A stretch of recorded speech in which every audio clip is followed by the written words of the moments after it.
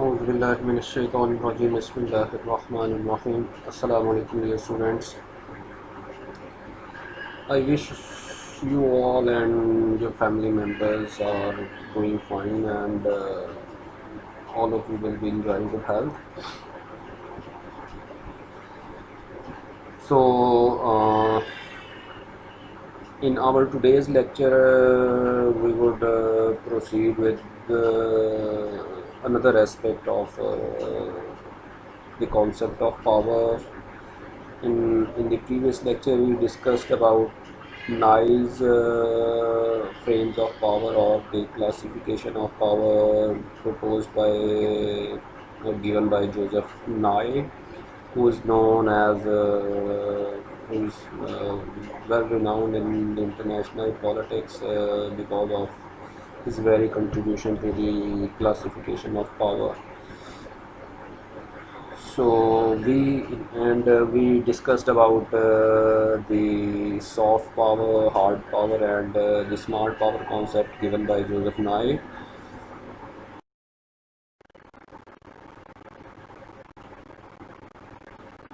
And in our today's lecture, we will talk about some of the issues of soft power, which requires a comprehensive analysis to be made about the issues of soft power. And in our today's lecture, we will talk about all these issues which are associated with the soft power concept in a comprehensive and thorough way. So, without wasting further time, we would start with our today's discussion about the issues of soft power. So, first of all, we will talk about the conceptual ambiguity, which is one of the key issues associated with the concept of soft power. The debates over soft power often suffer from not addressing its conceptual, institutional, and practical implications. So, in our today's lecture, we will try to outline some of these issues. So, first of all, we will talk about the conceptual ambiguity associated with the very concept of power, especially soft power.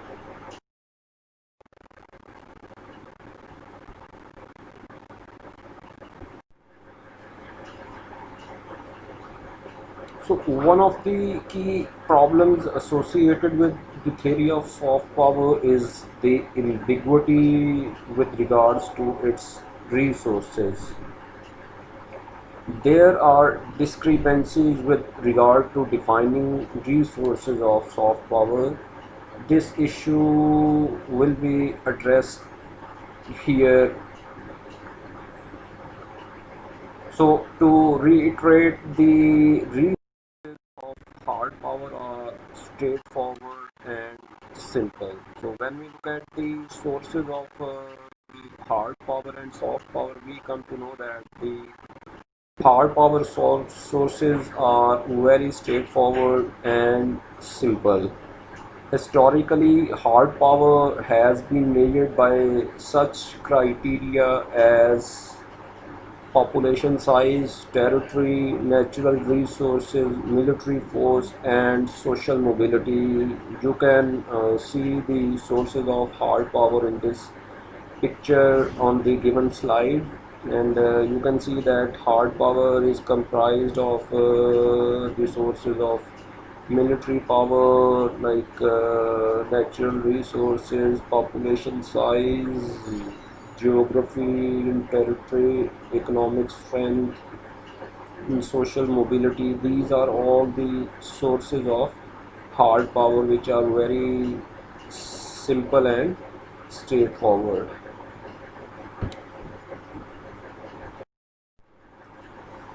While talking about the sources of soft power, they are more complex both in categorization and in nature. In behavioral terms, soft power is attractive power. In terms of resources, soft power resources are the assets that produce such attraction. So, in behavioral terms, like soft power is considered as an attractive power, and in terms of resources, the soft power assets that produce such attraction. So, the resources are those assets which produce that attraction, which is uh, known as attractive power in behavioral terms. So, according to Joseph Nye, soft power of a country rests primarily on three resources, which we can see on this slide. That soft power consists of culture, political values, and foreign policies. These are the three prime resources of soft power of a country according to Joseph Nye. So its culture means in places where it is attractive to others, and its political values by means when it lives up to them at home and abroad, and its foreign policies when they are seen as legitimate and having moral authority. So, according to Joseph Nye, culture is the set of practices that create meaning for a society, and it has many manifestations. By government policies at home and abroad, he means that they are another potential sources of soft power. Similarly, foreign policies strongly affect soft power.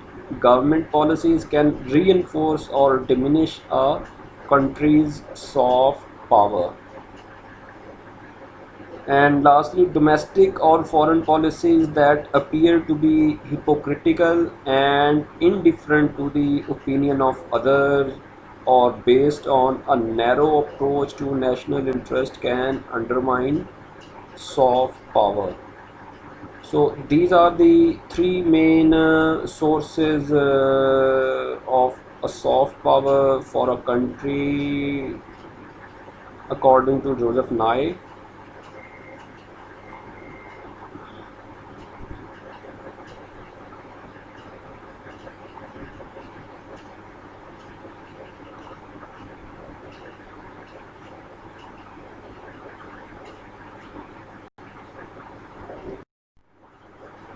So now we will talk about another philosopher who has presented his categorization of the sources of soft power. So according to McClory, in evaluating soft power components, he expanded on Nye's pillars and assessed the soft power of countries according to five categories. So Joseph Nye presented three aspects or three sources on which the soft power of a country rests primarily, and McClory expanded on the Joseph Nye's concepts of soft power and presented five categories on which the soft power of a country can primarily rest upon. So these five components or categories are government, and the first one is government, and by government he means political values of the country. We know that there are countries having different ideologies and political systems around the world, democracies, kingship, and dictatorships, oligarchies. So these are the different categorizations of the political values of a country all around the world. And the second category is the culture, and culture by him means a set of practices that created meaning for the society. And the third category is diplomacy, and by diplomacy he meant foreign policy. As we have earlier discussed about both the concepts of foreign policy and diplomacy, they are sometimes considered synonyms of each other, and more specifically diplomacy is considered one of the key tools by which the foreign policy is conducted, and it is said that the foreign policy walks on the shoulders of diplomacy as well. So the fourth categorization is given by him is the education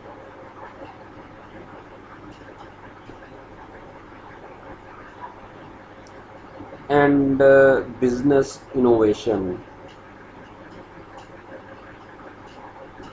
McClure took education outside of the cultural resource category because he felt that a number of references to higher education's impact on soft power warranted a separate sub-index. The author, like usually the education is included in the cultural aspect of the source of soft power, but he categorized it out of the culture categorization of the sources of soft power because of various factors.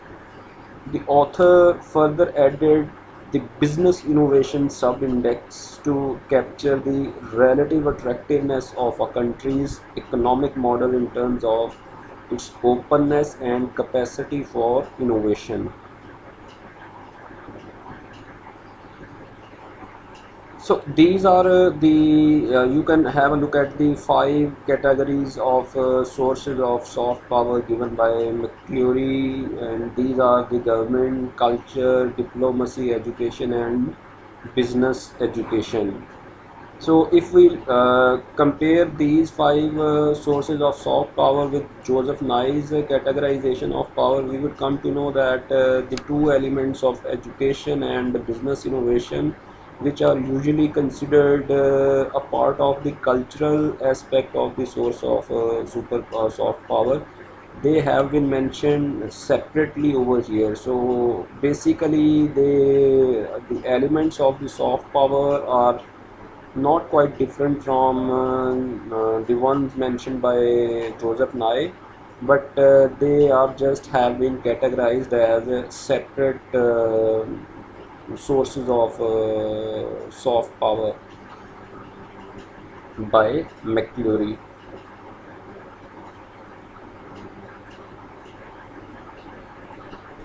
And on the other hand, McClure's research proposes an updated categorization of soft power resources. However, one could disagree with McClure's conceptualization, as his five pillars might be regarded as not equivalent in the analytical sense. Calling these sub-indexes government and business is a potential source of confusion. It is unclear whether they represent the vehicles of the agents of soft power. Business Innovation Index could refer to the business as the agent of soft power or the specific business policies implemented by the state or other actors. Furthermore, today the resources of soft power are numerous, such as history, culture, arts, education, business environment, sports achievement, tourism industry, and many more. So it is important to clearly and coherently view the soft power resources and distinguish between the vehicles and the agents of soft power. So, in an attempt to address these issues, the pyramid of soft power resources has been proposed, which we will talk about now, and that will help us to clarify or to distinguish between the various vehicles and agents of soft power. So now we will talk about the pyramid of soft power resources. So when we look at the picture given in this given here, we can see that there are three factors like we can say that there are following categorization of resources. One is the agents, the other is spheres, and the instruments. So they are now we will talk about all these categorization of resources one by one.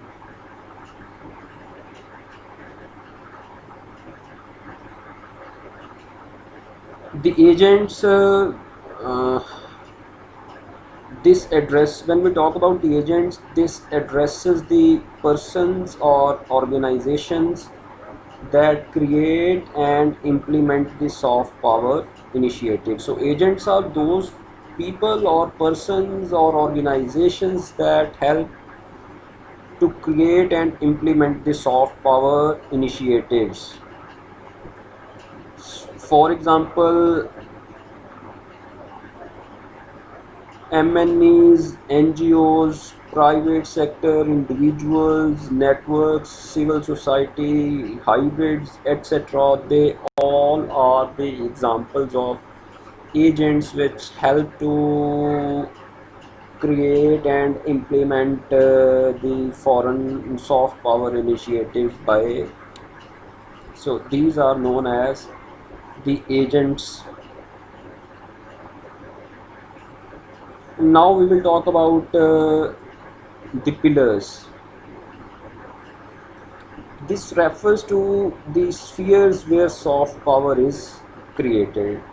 So these are actually the areas where soft power is established. For example, foreign politics, domestic politics, culture and history, education and science, business, creative industries, technologies, tourism, sport, environment, etc. So these are all the areas or the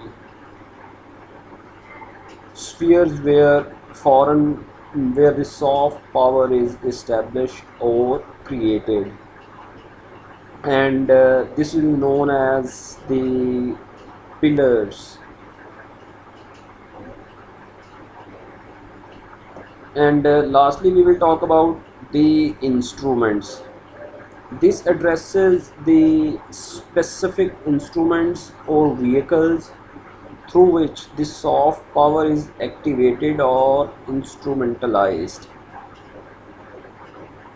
So these are the key instruments, these are the key tools by which the soft power is implemented, or soft power is instrumentalized or activated.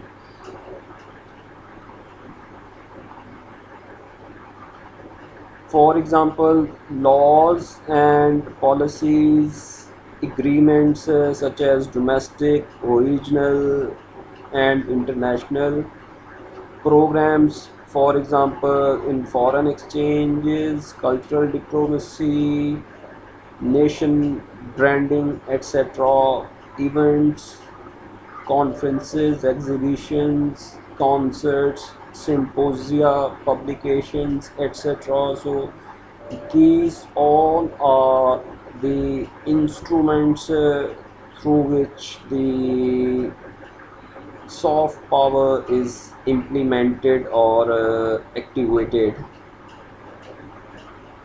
These are we can say that these are the different platforms, these are the different tools that help a country to activate its or to operationalize its soft power in the international system.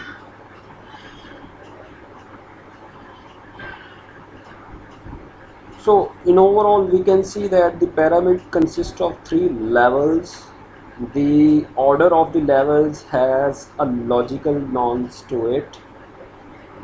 However, the pyramid can be read from top to down as well as the other way around.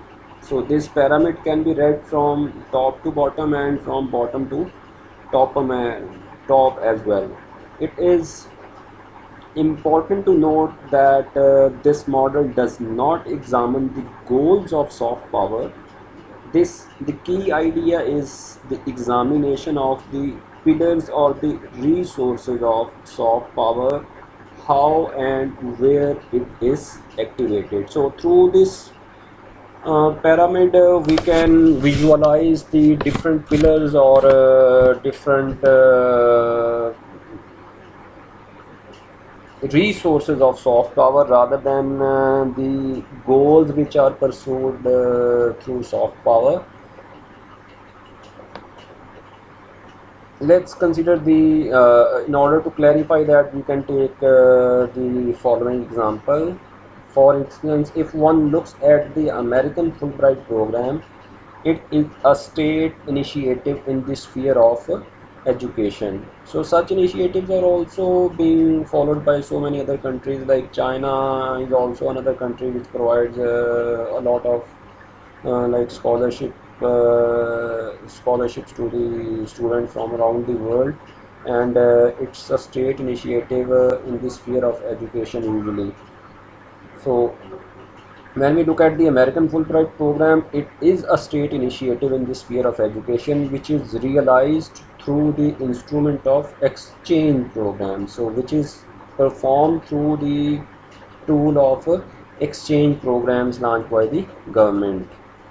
Alternatively, one can look at the activity of the British Council. This organization represents a hybrid of a state and non-state organization, which is active in the spheres of culture, creative industries, and education, and completes its initiative through various programs, publications, and organization of events.